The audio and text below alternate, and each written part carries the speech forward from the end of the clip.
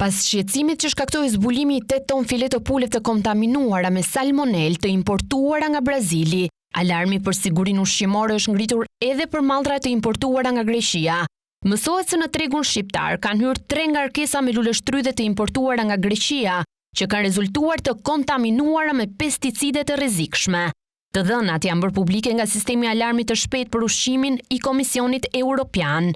Bëhet fjalë për një ngarkesë të ardhur në Shqipëri në datën 1 prill për të cilin produkti luleshtrydhe i importuar nga Greqia, pas analizimit është konstatuar me praninë e mbetjes së pesticidit klofentezin.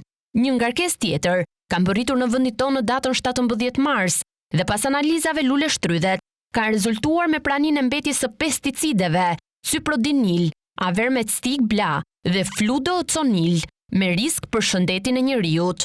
Por nuk mbaron me kaq, më herët në 5 mars është konstatuar edhe një ngarkesë tjetër e produktit luleshtrydhe, i cili është konstatuar me praninë e mbetjes së pesticidit heksikthjakso.